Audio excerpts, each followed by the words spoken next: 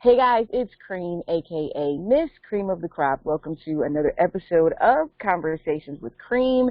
If you guys have been seeing all the promo, then you know that this is a special episode.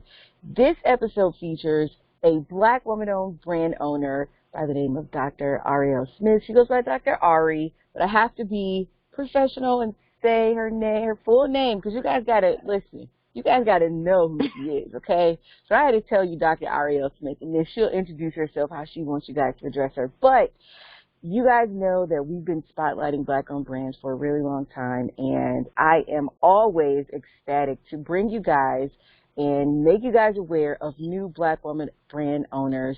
And this episode of Spotlight on Black-owned brands is amazing, as always. And I'm going to let Dr. Ari introduce herself, but I just wanted to go ahead and tell you guys what this episode is all about. Thank you guys to all of the supporters that come back and listen to every single episode or watch every episode if you're looking at this on YouTube. And welcome to all of our new listeners and watchers. Make sure you guys subscribe. And at the end of the interview, Dr. Ari is going to give you guys all of her information. Make sure you guys go and support her. And I'm not going to give away what she does, but there's a doctor in front of her name, so I'm sure that gives you a little bit of a hint. So I'm going to go ahead and introduce you guys to Dr. Arielle Smith, and she has the floor to tell you guys exactly who she is. Well, no, not yet. She's just going to say hi, and then we'll tell you guys who she is. Hi, everybody. So I'm Dr. Ari, or Dr. Arielle Smith. Yes. All right, guys, so we're back. Thank you guys so much, like I said, for being tuned into this episode of Conversations with Cream, featuring Spotlight on Black-owned brands. And we have Dr. Arielle Smith, and I'm going to read this. I want to make sure I get this right. Hopefully I'm pronouncing this the right way because I'm a stickler on pronouncing things the right way. She's Dr. Arielle Smith of Eunoia Wellness Boutique. Did I pronounce that right? Yes, very close. So, yes, Eunoia Wellness. Eunoia, okay. All right, so Yep. Let me do that again. So she's Dr. Arielle Smith of Eunoia Wellness Boutique, and she's our featured entrepreneur for today's Spotlight on Black-owned brands. So tell us a little bit about yourself, and then we'll get into the interview. So who's Dr. Arielle Smith, or Dr. Ari? Yes, so I'm Dr. Ari. I am a licensed clinical social worker and a clinical psychotherapist. Most importantly, I'm a girl from the south side of Chicago. So I've been in therapy for about 8 years now, and what I do is basically bring wellness, not necessarily your traditional therapy, but, individual therapy and wellness to all kinds of people, but most importantly, Black women and men, because we need it the most. So that's a lot about what my brand does. We focus on, again, families. We focus on individuals, but also we focus on those people who don't want to go in the therapy office, because while it's really popular right now, everyone can afford it, and everyone just isn't interested. And so I serve those people. So that's kind of who I am in a nutshell. Awesome. And I want to let everyone know how we got connected before we get into the rest of the interviews. I don't want to miss giving another Black woman-owned brand their spotlight. And we were connected through the Black Girl Magic Virtual Summit, and it was put on by Boss Women Media. So a big special shout out and thanks to them, because I was connected to a lot of amazing women, and we all just came together like we knew each other, and that's Black Girl Magic to me. Absolutely. So don't let the media or social media or any of these shows make you feel like Black Girl Magic isn't real, because it definitely is. I didn't know any of these ladies before the summit, and it wasn't something where we actually knew each other's faces. It was like a little chat on the side of Amazon Live, and we were just like, all right, let me just follow all these people. Literally. So you talked about being in the wellness business and how you and the people that you service. So why were you interested in wellness and social work? So it sounds so cliche, but I've always wanted to work with youth initially. So I remember going to college, and of course, like your first like year or so, like they don't let you pick your major really. But I would just see like, oh, like I want to be like one of those youth workers. I literally thought I wanted to be a youth worker. I did not know what it was called. I was like 18. And I think what drew me to social work was just the ability to help people in a lot of different capacities, not necessarily, therapy, or not necessarily like, oh, I want to be a caseworker, but just being able to help people and being able to meet people where they are, And so I think it's important, especially, when again, I mentioned I grew up on the south side of Chicago. So when you grow up, seeing that need and seeing like, hey, like, things would be so much better if we had this, or, what if like, my auntie and them could get this help, or what if like our kids could, do this. And I just think I was drawn to it, just because not necessarily that I would be able to help each individual person, but I could at least like drive the conversation. So I think that's what initially attracted me to it. But, as I grew in college, or as I grew just, as a woman in my 20s, in my, late teens, I just decided like this is what I want to dedicate my life to. I can work on a small scale individually, or I can service really big groups of people. And I just like the impact that social work has on, just the world and everyone's life. So, when people think of social workers, they think of like somebody coming to take your kids. That is not what it is. That's not what it is. Social work is like, when disasters happen and people go and help all those people, So like what's going on like down south in Louisiana. So there will be people that go help. That's social work. So there's so many things you could do, and it's just really inspiring, and the work is never done. So I'll never be out of a job, because people will always be in need. People will always need assistance. And I can say we, because we all need assistance. We will always need something. So I think those are some of the biggest things that drew me to my career. Yes. And I commend you for staying on that path, because my family owns a Head Start daycare center, and there's a position, it's called family service worker, excuse me, and it's basically you're doing social work. And when I was in my early 20s, like 2021, I did that social work because I was the same way, and I'm still the same way, which is why I do the spotlight and I do so much stuff in the community, because I'm one of those people that sees a need and wants to fulfill those needs. Like, okay, where does my community need me? Where do my people need me? Yes. And I was like, oh, this is so amazing. I want to do social work. Listen to me. For my personality, because I want to help everyone, that I couldn't do it anymore, because I was bringing my work home, and it was hard for me to not try to help everyone. And I would just go. And it's just like, because my mom always told me, she's like, the only thing people can tell you is yes or no. So it's like, if someone was telling me no about helping one of my parents, it's like, okay, you have to give me a reason why you can't help my parent. I'm going to keep going until someone tells me they can help my parent. And I had like at least, 20 to 30 parents that I needed to help. And, I don't know if it's just me being an empath, but it's just like, it weighed so heavy on me, because I wasn't able to help everyone like I wanted to help them. And for my mental health, I couldn't do it anymore, but I poured all of who I was into volunteering in the community. I'm like, okay, I can't do social work because I really do take it to heart, but I can do work in the community. So for you, how do you not, I'm pretty sure you still bring your work home, but how do you survive being a social worker? So that's a really great question. So I'm a licensed clinical social worker. I now work more in the like therapy, mental health capacity, but there was a time that I did a lot of agency work. And, I've worked in hospitals, I've worked in residential facilities, but there was a time, like you mentioned, that I would come home and I would be so burnt out. And I'm just like, oh, my goodness, like I have to go to work. Like I have to unwind in a couple of hours and go to work in the morning. But one thing that I had to kind of realize was I had to put in boundaries, and that, all that self-care and like self-preservation that we talk about, that it applies to me too.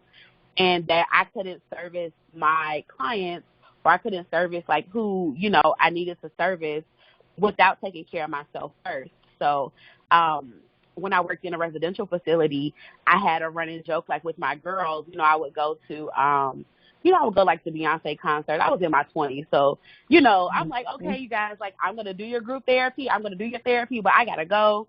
Like, I got a Beyonce concert to go to. And so they would be like, what? I'm like, look, I am not a good therapist if I can't do what I need to do outside of this. So, when I have to take, and I would explain to my, my clients, they were teenage girls at the time. And I would say, hey, like, I was Miss Ari then, but, I would say, like, hey, Miss Ari has to go on vacation, or Miss Ari has to go to this Beyonce concert in order to come back and have a full cup to help you guys out. So that's kind of like how I started to reframe it, but it was really hard because it was something I was so passionate about. And, like you mentioned, I was in my early 20s, and I was just like, I want to do this. I want to be, like, I want to do all these things. But now I have to have hard boundaries. So sometimes that means, getting off work early, or, working later one day so I can have some free days. Sometimes that means not, pouring 1,000% into like what everyone else needs outside of my job, so I can unwind.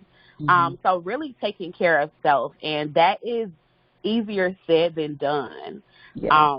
Especially, no matter where, no matter what capacity you work in, it's definitely easier said than done. So that's kind of how I manage it now. And that's not to say I don't get overworked, but I just try my best not to get there so I can show up for myself and show up for, the people I'm serving. Yes, that's amazing. When you're young, you really do think that you're Superwoman or Superman, and you think you can do everything. Now, this now me, I'm all about self-care, which we'll talk about a little bit later in the interview, but I'm all about self-care. So this now me, I probably would be able to prioritize being, doing social work or wellness work a lot better. But I was really young then, and I was just like, I'm here to save the world. Who needs me? And I'm taking it on right now, and everyone's feelings are my feelings too. Yes, I was working like 14-hour days. It was ridiculous. Yes. I totally empathize with that situation. So what is it like being a Black woman in your field? I think it's twofold. For me, It's amazing because I get to work with women who look like me, men who look like me.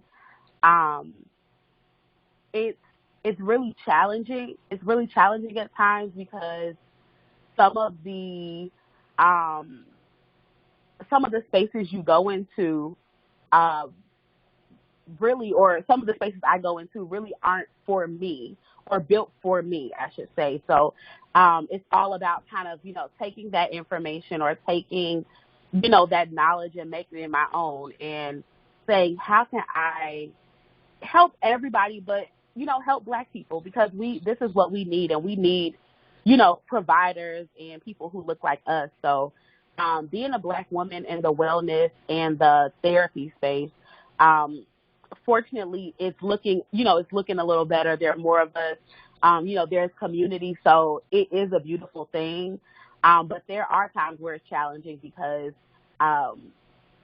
we have a tendency to want others to see, like our pain and see what we're going through, and, making that space. So I think, again, it's twofold, and I think it's just about kind of making this wellness space my own. And that's something also, when I first kind of got into the field, I'm like, I have to kind of fit this mold of like what a therapist is, or fit this mold of like, what a social worker is. So there will be times where I would walk into a room and people would say, well, hey, like, where's the therapist? And I'd be like, hey, it's me, but, of course I got braids down to my, waist with gold beads and stuff on them. So long nails. Black girl magic. Like, okay, so you got your black girl magic They're like, going. who is this?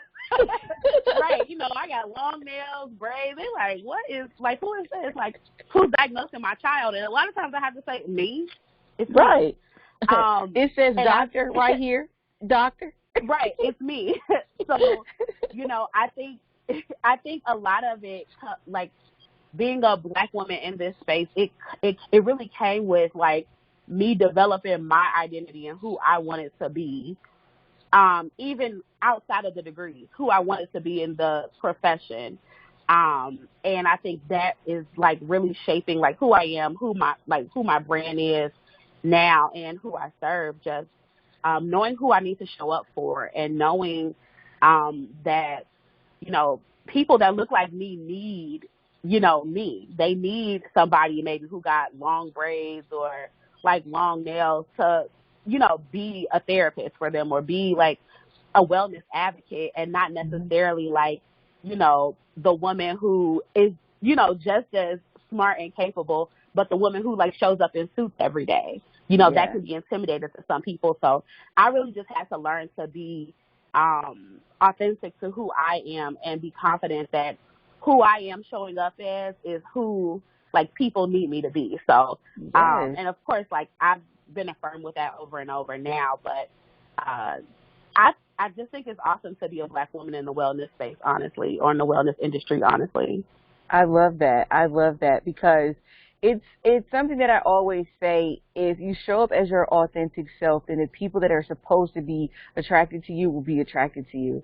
So all of your wellness and therapy clients, when you show up as you with your nails and your braids, the clients that need you are going to be the ones that come to you and the ones that you'll service. So I'm pretty sure there are some obstacles that you had to overcome by showing up as your authentic self.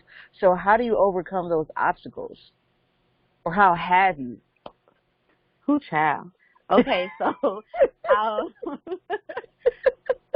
you know what? I think as some of those obstacles, like, they come, with, people that are Black and people who aren't Black. So, of course, you see, someone with a certain, I guess, like, degree level or whatever. Some people have, like, bias or expectations on what you should be. And the way I handle it, because, and I'm trying to think of a specific example, but what I keep going back to is when I worked in a residential setting. I worked in a rural area, and so I would have to travel to court, to some, very kind of like prejudiced towns and things like that. So what I would do in those spaces is just kind of be in the moment and show up and, again, be my best self and, let my expertise lead me, because one thing, when you know your stuff, when you know your stuff, your industry, nobody can take that away from you. So, maybe, like, I'll get looks or whatever, but when I start speaking, like, all that kind of goes away. And then also it just comes with a little bit of confidence that, hey, at the end of the day, I'm here to help one person. It doesn't really matter, what all these other people are thinking or saying about me. So that's kind of how I handle it. And now I let my work speak for itself. So I don't really worry too much about, like, what people are thinking or what people are saying, but it does come with, like, a certain level of confidence, like, in your abilities or in my certain field. And then I'm always learning. So I'm never too confident to learn. I'm never too confident to take constructive criticism, or to seek mentorship from other therapists. And that kind of, keeps me grounded, and keeps me, like, straightforward to where I'm going and where I am. So.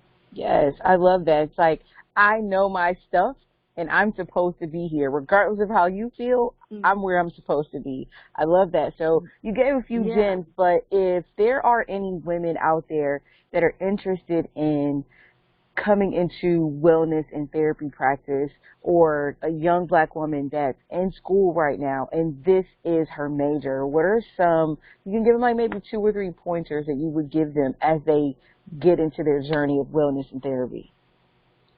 Oh, yeah, absolutely. So the first thing I want to say, and it sounds cliche, but it's key: self-care, self-preservation, and boundaries.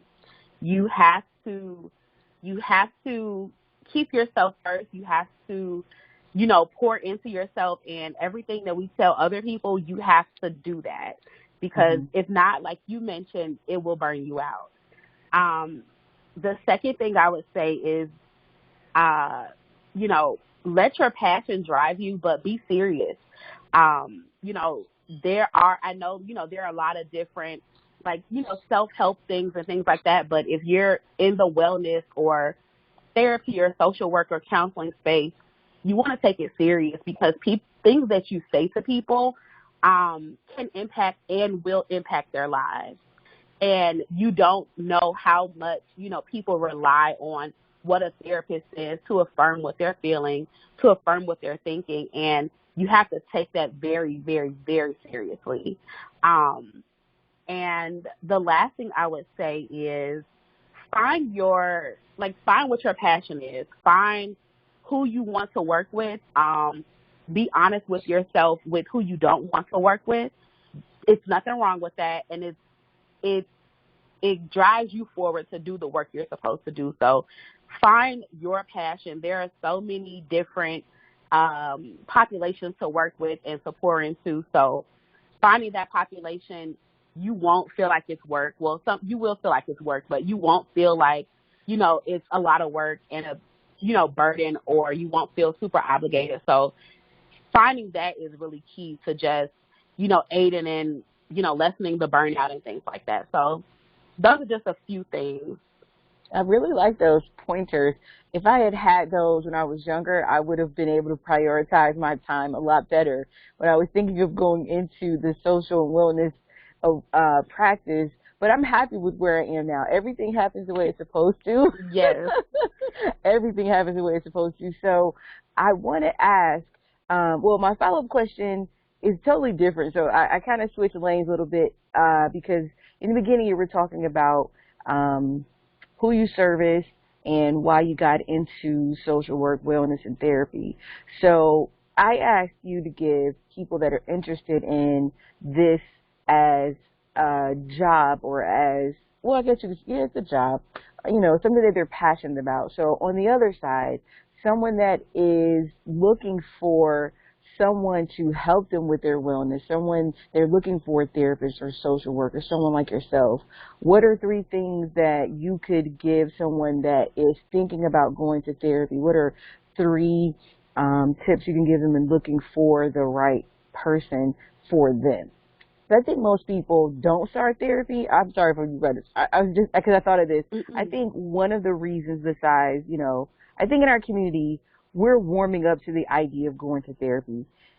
Back in the day, it was go to church and pray about it, or it was, girl, don't you tell anybody outside of our family's business. So we've always been about, you keep your business to yourself, and we had a, rightfully so, we didn't really trust doctors like that. And therapy, doctors, all that stuff just seemed untrustworthy. So I think that's number 1 with the Black community. But number 2, with just anyone, but mainly us, you don't really know where to start. You don't know how to choose a therapist. You don't know, just go in a book and choose someone's name. So what are 3 tips that you could give someone that's looking for a wellness coach or a therapist or a licensed social worker? What are 3 tips you would give them? Okay, so the 3 tips that I would give is, first, when you think you want to go to therapy, go. It's nothing wrong with, going. There doesn't have to be anything wrong with you, quote unquote. Just like we don't go to the doctor only when something is wrong, you can start therapy and start to explore different things.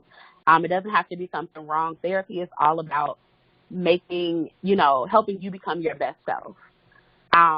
So when looking for a therapist, There are a number of platforms, but if you want to look for a therapist, a Black therapist specifically, did I specifically? Yes, you said it right. There are a few. Okay, I had to make sure. 'Cause, when you're looking for a Black therapist specifically, there are a lot of different directories. Therapyforblackgirls.com, cliniciansofcolor.com. And you want to really read bios, and you want to look at those doctors or, social workers or counselors' specialties. And just honestly look at what speaks to you. Look at what draws you. Most people have pictures. Most people have, websites. So you really just kind of want to look at that and make an informed decision on, who you want to speak with. Now, once you contact somebody, they will get back to you. And, if you start the process and you don't like that person, look for another therapist. I would encourage people not to get discouraged, if they don't find their perfect fit. Every therapist is not the same. Every, specialty and background is not the same. So you want to find someone that fits you. And I tell people all the time, fire a therapist if need be. There's nothing wrong with that. And start over. If you want healing, you go after that. And that's what you go after. Don't let a person stand in your way of what you need, because there's somebody out there that can give you what you need. So I would definitely encourage people to, look on directories and look through those bios, because oftentimes, therapists have specialties that will really hone in on exactly what, someone needs in that moment. Yes. Thank you so much for those tips. So I know you spoke on the fact that your expertise is something that will always be needed, no matter what the economy is doing, no matter what the world is doing. Your expertise is something that will always be needed. So we all know that right now we're all living through a pandemic, and there's been a lot of other things that have been going on in the world and in the United States. We've had protests, and we're not new to protests, but it's just like there's been a lot of things happening back to back to back to back that a lot of us have never really experienced before. So how has the pandemic affected you and your brand, whether it be in a positive way or whether it be in a negative way? Like how has it affected you, if at all? It's definitely affected me. So it's definitely affected me. So what I will say, just about the therapy space first in particular is,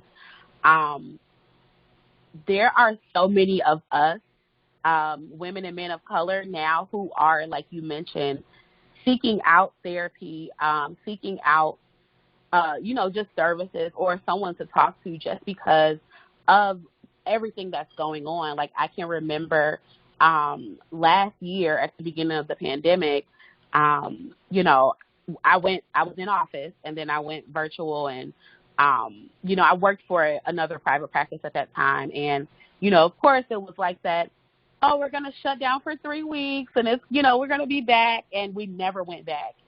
And then it was the killing of George Floyd. And I just remember literally having clients to come in, or having inquiries to come on, and Black people were just tired. And it was so disheartening. Of course, I was living it as well.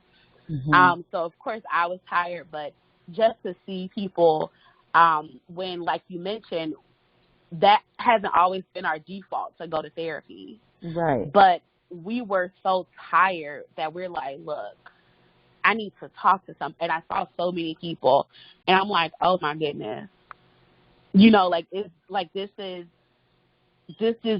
crazy.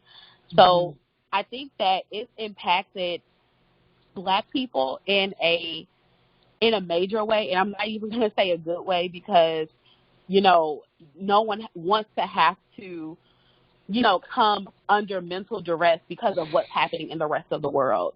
So I'm not going to say in a good way, but it's definitely been impactful for us. And I will speak for myself and, you know, some of my other colleagues, where it's impacted us as well, you know, where we've had to say, like, hey, like, what are we doing for ourselves? Because we're all experiencing this in real time, you know, not just, you know, the people we serve, but all of us, you know, we're all experiencing this in real time. So it definitely takes a lot of self-care. It takes a lot of, you know, taking a day or taking, you know, a couple of days off when you can, just to recharge.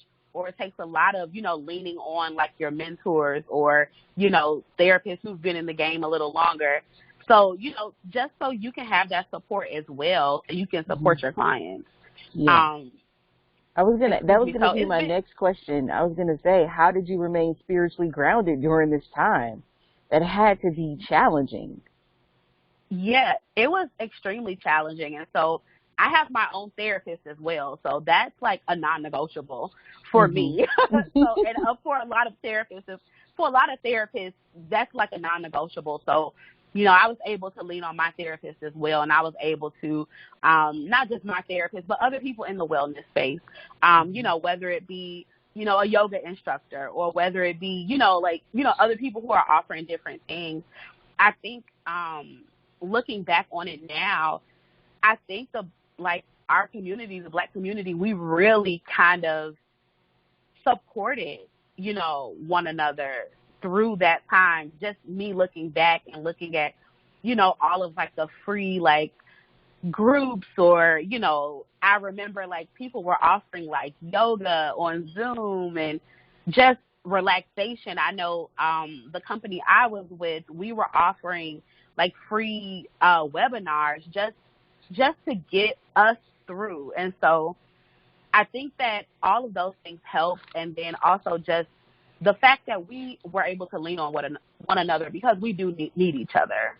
And as much as maybe we don't look at it like that, we do need each other. And I think that it's important that we kind of have those things in place. Yes. I really like that because it was, I can't even put it into words. I mean, and I'm pretty sure, I mean, you know, because it's like when Black people say when you go somewhere, you see another Black person, you give them the Black person head nod, and it's just like this nonverbal thing that we have. And like I said, it was just something that we have always known is there. And only other people that could maybe relate are other people of color, but Black people have what we have the most. And it was just this big pressure. It felt like being Black was just like exhausting, you know? It's like, it was exhausting. You love yourself. We have Black girl magic. We have Black boy joy, and we love being Black, but in the moment of all the things that were going on last year, it was just like, it just felt exhausting to be Black. And it was just like, what else do we need to do? Like, please leave us alone. Like, it was just, we were confused. It wasn't like this was new for us, but I think seeing what happened to George Floyd, you know, we saw the videos of Rodney King, but I think seeing what happened to George Floyd was just like, I have no words. It was just, we were speechless, and we just were looking at this like, we can't believe it's 2020 and we're seeing this. You know? And it was, you know, not only what happened to him, but the reaction of everybody, because, like, let's be clear, this has been happening, but everybody was in quarantine and forced to watch it. You know? So seeing that reaction of those around us, you know, was just like you said, just as impactful and just like, are y'all serious right now? Like, are y'all serious? Yes. You know, so it made you speechless. It's like, you know, we've been telling you for 400 years that this is going on, but now you're, like you said, everyone was in quarantine, so they were forced to watch this. And we were just like, we've been telling you guys, and we're exhausted. Yeah. And we were being thrust into spaces of having to be, people were expecting all Black people.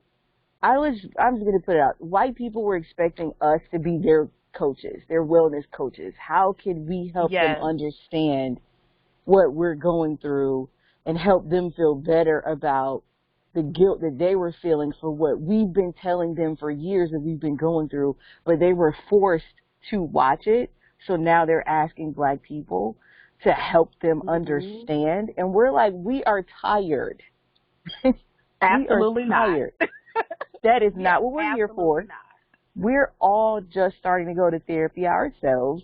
Find your therapist, find Google, do what you need to do to help yourself better understand why you never took the time to even learn or comprehend what's been going on forever. We've been telling you guys this. So I can only imagine what it must have felt like actually having this as your job.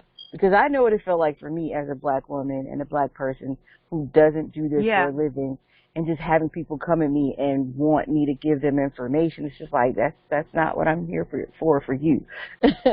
Oh, yeah. So. Absolutely. Absolutely. And I think for all of us, that's where, like, those boundaries come in. That's my favorite B word, boundaries. Boundaries. I love that. Yes. That's my favorite B word. But, you know, that's where those boundaries come in. And, you know, even as a professional, you have to tell people, hey, that's not what I'm here for. You know, this is happening to all of us. And, you know, like you said, Google is your friend. And, you know, if allyship doesn't come organically, I don't really know what I'm supposed to teach you.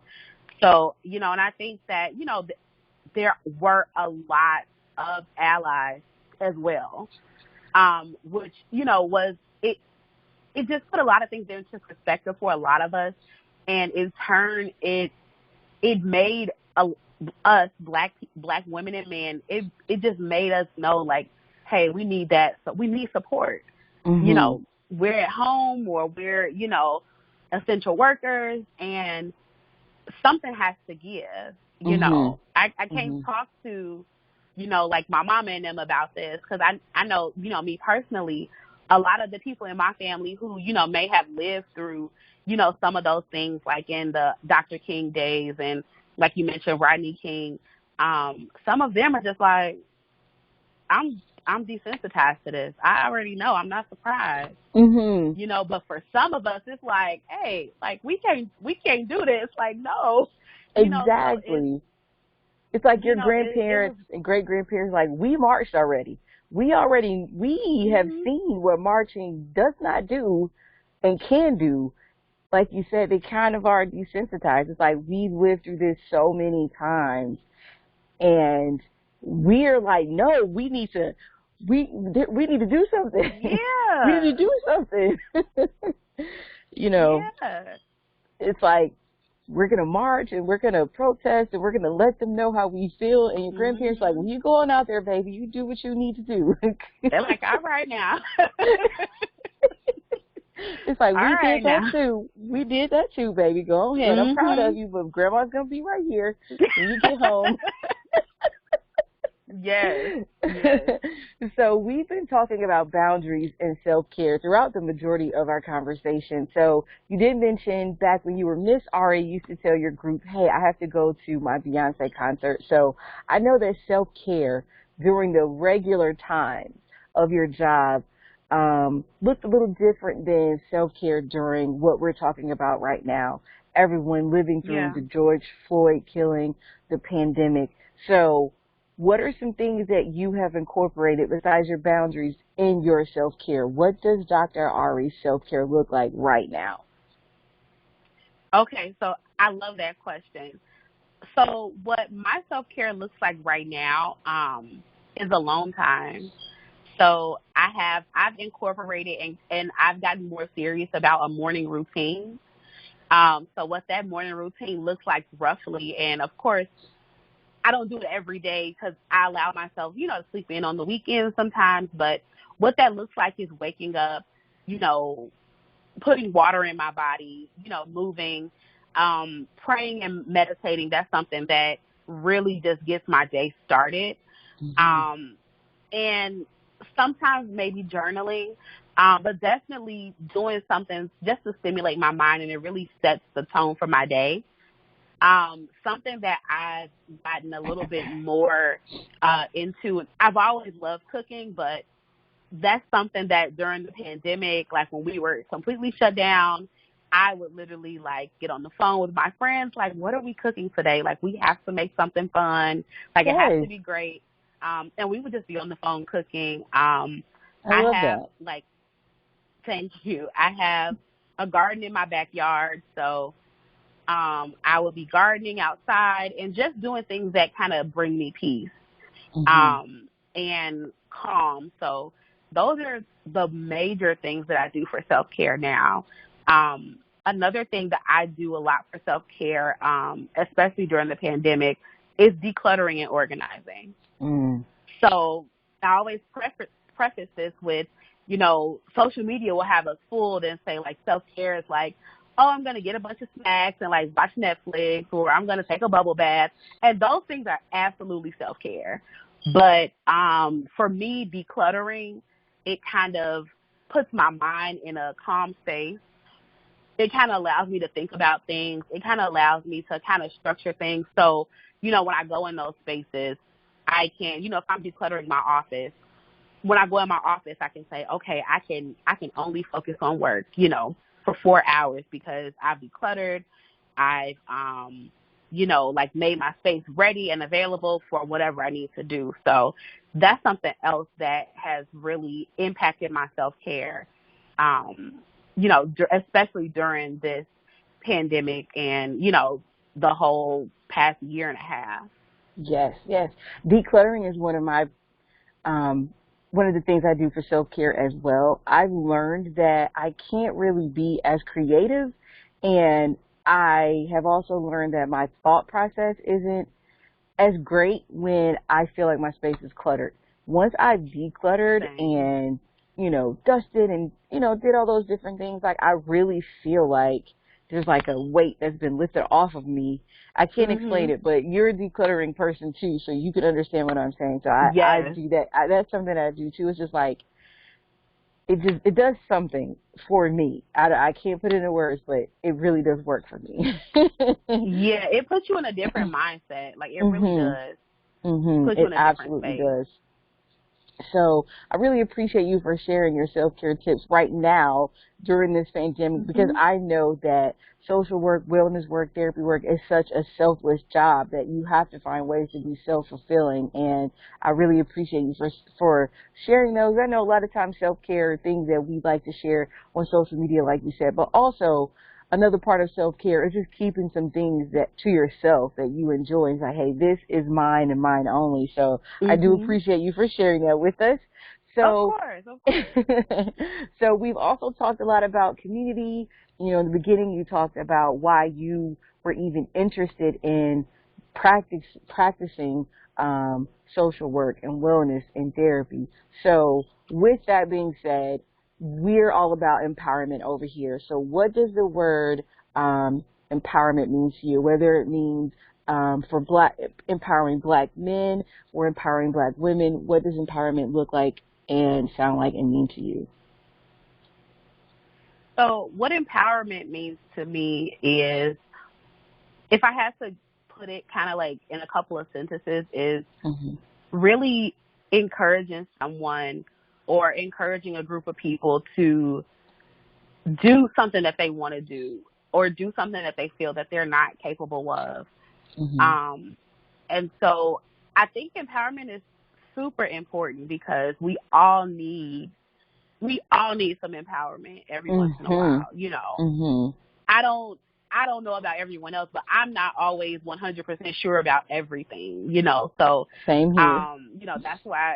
That's why we attend some of those summits and some of those conferences. And so I think empowerment is necessary. I think empowerment, builds community. I think it builds camaraderie.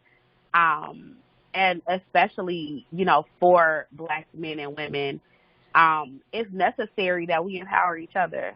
I really think that is necessary. And that's one thing, like in my practice is, hey, I try to empower you to become your best.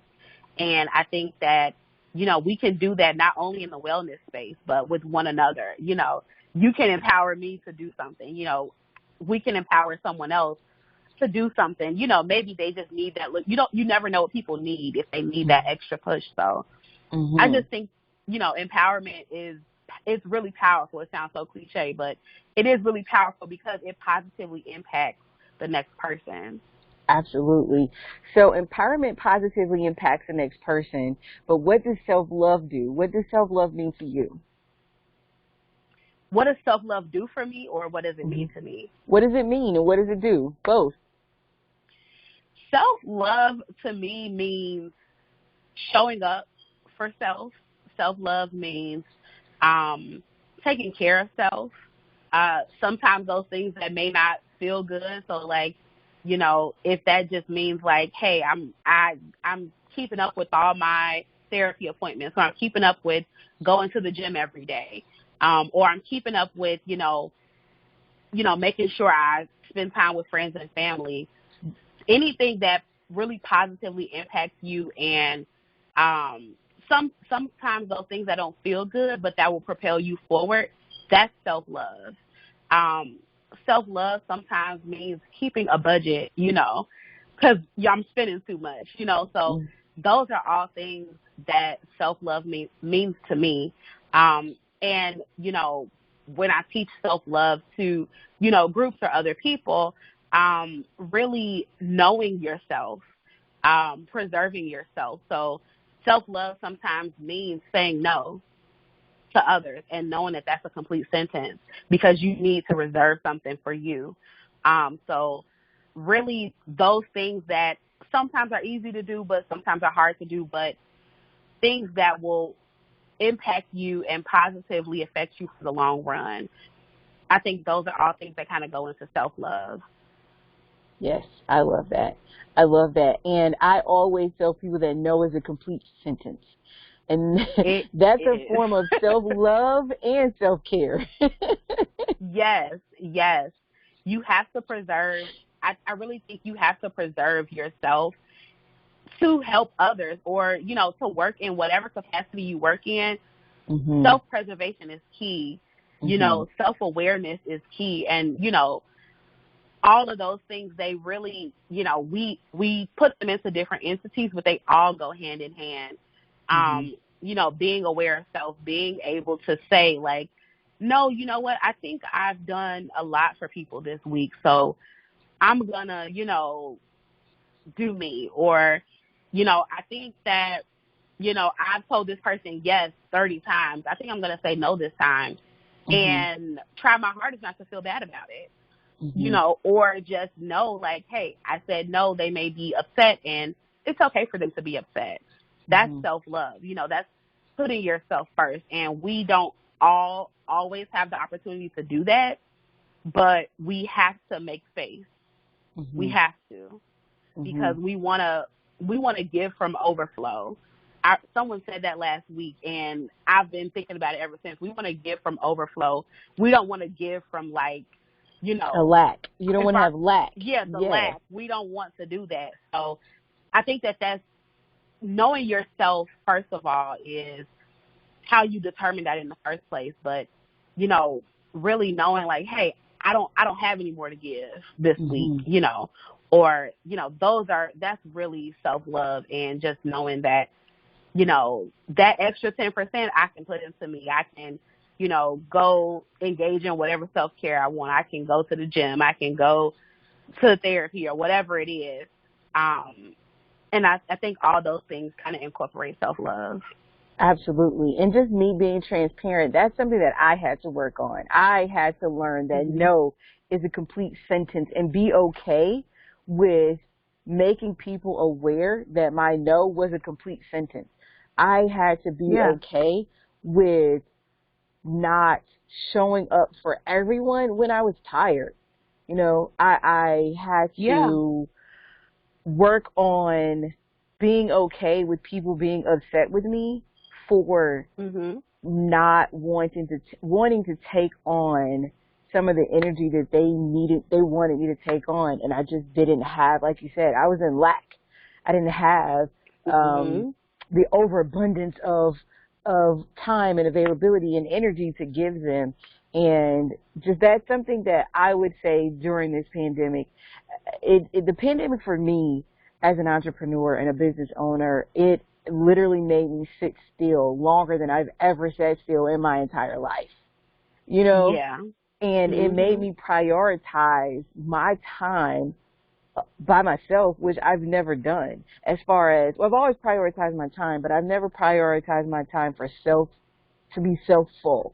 I've always been there for someone else all the time. And I'm the oldest. So I've been like this my entire life. Mhm. So, you know, the pandemic for me was a time that I had to literally learn how to be okay with just doing a bunch of stuff for myself and no one else. And then when other people were requiring of me to be there for them, just say, I can't be there for you right now.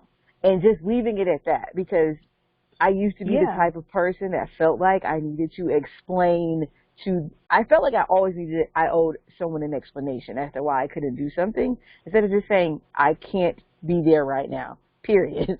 Or no, Period. period. Or I don't want to do it, period. And being okay, Exactly.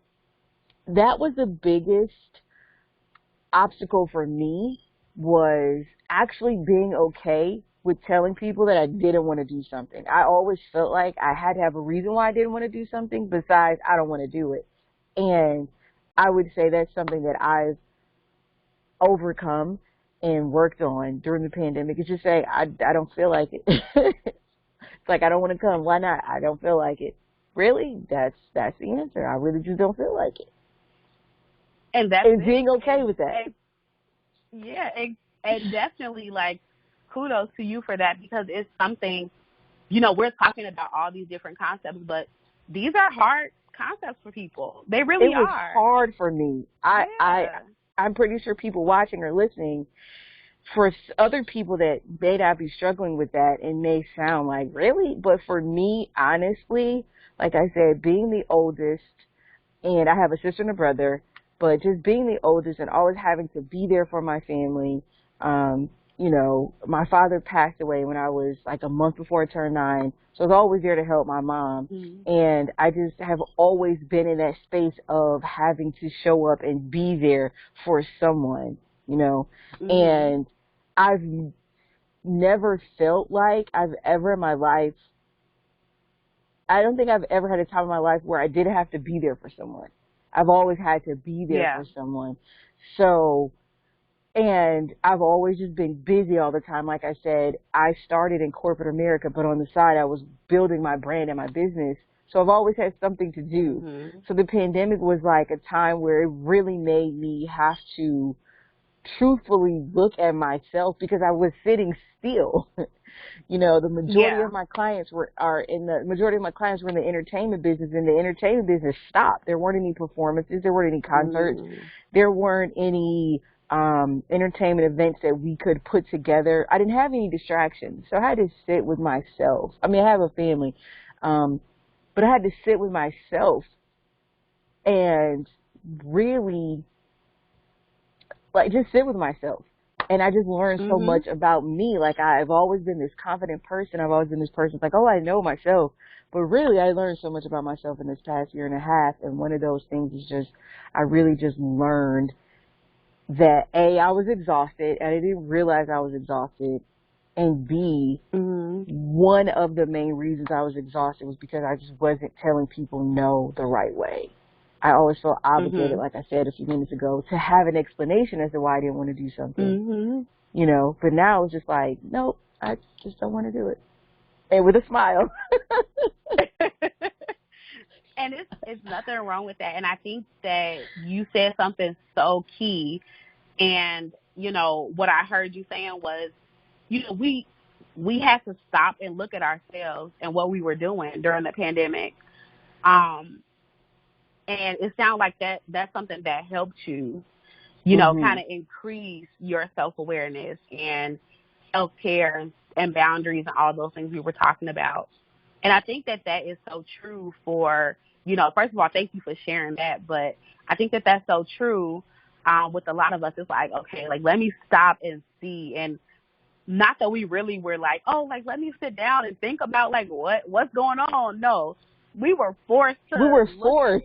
Yes. We were forced, It wasn't really voluntary. So I think that when you recognize that and you say, like, hey, let me do something about it, or let me shift the way I'm moving a little bit, if you're doing that in your best interest, I think that that's so golden. And I think that, again, it's a lot of things. It's something that a lot of us maybe we weren't as cognizant of, like, maybe we aren't thinking like, oh, like, let me start saying no because I'm tired, because again, it's just a hard shift. But I definitely like validate you in that, because that's 100%, that's what like self-preservation and self-love is about. But I'm definitely glad, you were able to see that and make some changes that you liked.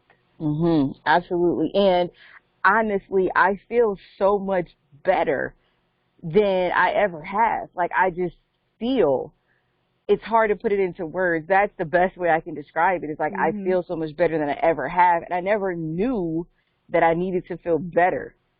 So with the pandemic, it was, it's one of those things where it's been one of the best, worst things that happened to us. You know what I mean? It was like the best, worst thing that could have ever happened, because there's some horrible things that I could say, of how it affected my business and just the world. But at the same time, there are some amazing things that I think happened because of the pandemic for a lot of businesses, for us personally, and the world. So it's like the best, worst thing that happened to us. So I really appreciate you for being my featured guest today, being transparent with us and with me, and just me being transparent with you and our audience. Of course. And I could definitely see how your clients can feel comfortable talking to you, because even though we connected through the virtual Black Girl Summit, like, I really feel really comfortable talking to you. So I'm pretty sure that this exuded to all of our listeners and those that are watching right now. So if anyone is interested in becoming one of your clients, if you're open, or getting on your waiting list, what do they need to do? So I'm currently servicing clients for therapy in Illinois. However, I have wellness clients and wellness coaching clients internationally.